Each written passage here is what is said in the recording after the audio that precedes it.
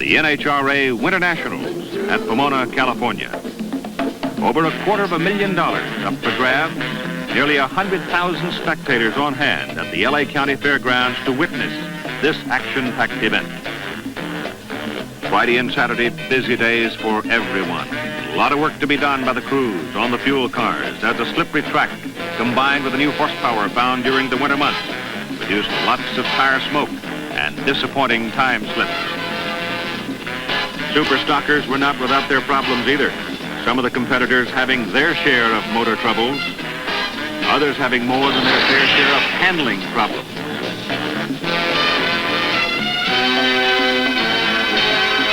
The Plymouth Pro Stockers proved to the big crowd that they had done their homework well during the winter months, as 4 of the quickest 6 low ET qualifiers were Plymouth's.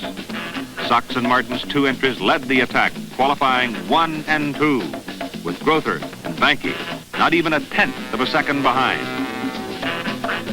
These 2 days are the only chance you get to make sure everything is just right, because Sunday, eliminations begin. 1 loss, you're out. The wrenches turned late into the night, everywhere. Finally, if you're lucky, it's time to call it a night. But usually not without some good-natured joking with your competition, right, Arlen? Sunday morning, the big day. The racetrack cloaked in fog. No chance for tune-up runs. The sun breaks through, the fog lifts, and the racing is ready to begin. Sox and Martin are not the only team running 2 cars, as Don Grother has his class-winning BMP Hemi Roadrunner in the chase for the modified Eliminator Gold, as well as a Hemi Cuda in the Pro Stock Eliminator class. The Snake is attempting to capture top fuel runners, as well as the Funny Car Eliminator Championship, having managed to qualify both of his new machines. The strain is just too much. Don Prudhomme, one of the most intense competitors in the sport, does not make it to the second round in either car. Nobody takes it any harder than he does. In Pro Stock, Grother's luck goes sour. After looking strong in qualifying, Don's Clutch Eye Bolt breaks at the line, causing a red light, and puts him out of the Pro Stock show. Sox and Martin's #1 car with Ronnie driving advances to the quarterfinals. 9-second victories over Dick Raymond's Maverick and Bob Lambeck. Here, he meets the Grump. And last year's upset is avenged as Sox moves past Jenkins into the semifinals. Akron Arlen's in the quarterfinals too, having disposed of Ed Miller and Jim Hader in short order. Here he meets Lee Smith's strong-running Crazy Cuda, and he comes out on top to move into the semifinals. Jimmy King's Rhode Island-based Plymouth-powered rail is weighted through a tough field to meet Kenny Safford's nitro-burning Hemi in the Top Fuel semifinals. But Safford is not to be denied as he lays down a strong 6-8 old blast, and he puts King on the trailer. In the other semifinal, it's Big Daddy Don Garlitz and his radical rear-engine rail ready without a burnout to do his battle with Big Jerry Dunn in the Dunn and Reef Special. At the first glimpse of green on the new Pro Start Christmas tree, Garlitz is gone, straight as an arrow, for the win which moves him into the final. The funny car action at Pomona, fast and furious. After a convincing first-round win, Larry Reyes takes Big John Masmanian's new Cuda to the line against Jake Johnson driving Gene Snow's 71 Charger. They lead together, but Reyes gets into trouble, and Johnson goes into the quarterfinals. Maz's other car, the Fiat 220-mile-an-hour Cuda, driven by Rich Sarunian, is going to face tough Butch Maz in Roland Leon's new Hawaiian.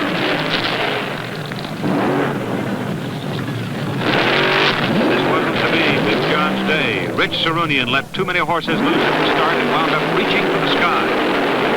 And then showed some spectacular driving to keep it all together. The start is a delicate balance. Sometimes you lose it.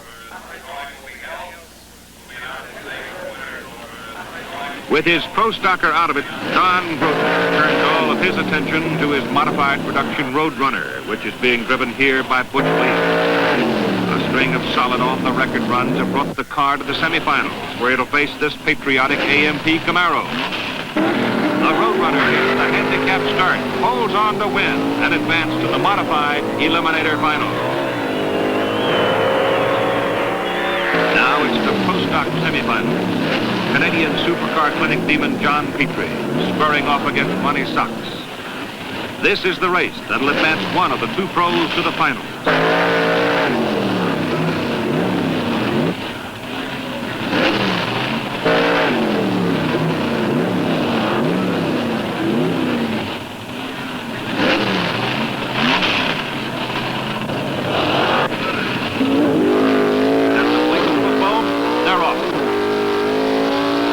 Gets there first, and now must wait to see who he will face in the finals. It'll be one of these two cars. Will it be Wally Booth, whom Banky beat nearly 3 years ago to win the Indy Nationals? Or will Sox face Arlen in the Pro Stock Finals as he did in 3 straight NHRA national meets last year? Take 9 seconds to find out.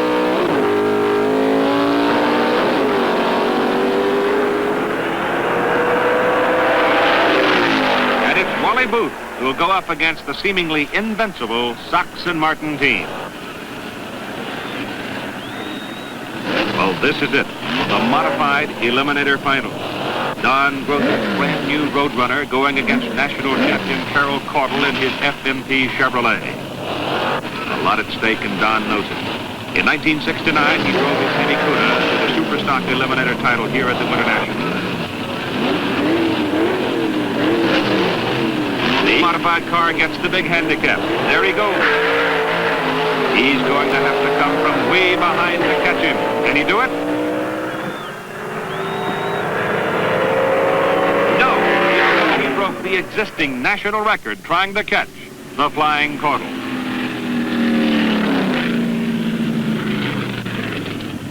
Now here they come, the Pro Stock finalists. It'll be Sox and Martin's Hemi Cuda against Wally Booth's rat-motored Camaro. A big one for both drivers. Sox wants to keep his fantastic win record alive. He knows Wally Booth is eager to spoil it.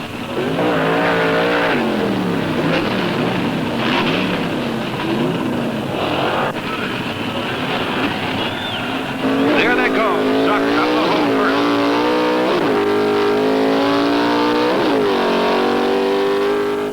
Pulling away. He does it. That makes 4 straight Pro Stock Eliminator titles for Sox and Martin Plymouth at NHRA national events. Broke my jinx there. It's the first time in a long time at this place, I tell you. How's the new car working? Oh, beautiful. I love it.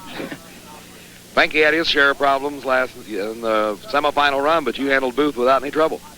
Well, the car's running real well. It is a new car for us, and he was running real good. It's a real good race, but I seemed to hit the lights on him a little bit, and the way the car's running high gear, after I knew I left the line, I figured I had him beat then. You're looking plenty good for the 71 season. You think you can duplicate 70s? Well, it's going to be hard to duplicate 70, but it's the first time I ever won here, so I'm very pleased with it, really am. Congratulations to you, Ronnie. Thank you very much.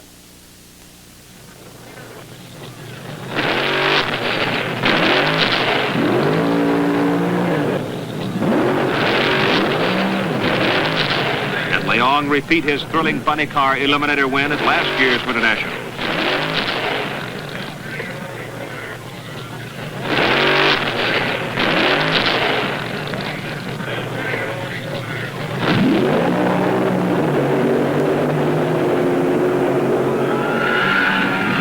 He can and does, as Butch Moss legs the Pineapple Cow to low ET for funny cars of 6.93 seconds, and the crew shows their happiness.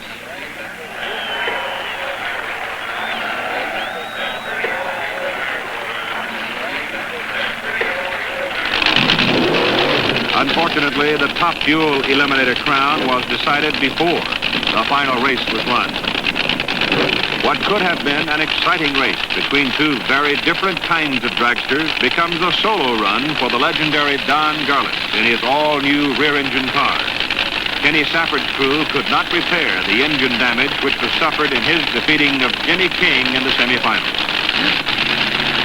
But a pro all the way, Don Garlett, receives congratulations and then thunders down the quarter mile in a smoky solo run for the Top Fuel gold.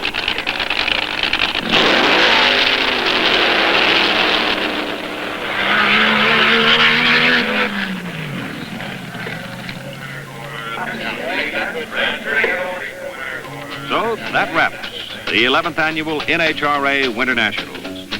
But it does not signal a rest for the pros, for there's another race to get ready for, and another one right after that. The All-Pro races the next weekend at Orange County International Raceway. There, Don Grother took the Pro Stock crown, defeating Dino Don Nicholson in the final.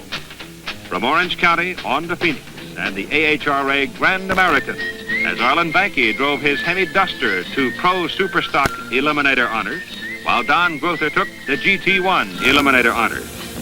3 down and a bunch to go. It's a long season and a lot of miles to be covered, a lot of races to run, and a lot of satisfaction to be gained. That's the way it is when you're a pro.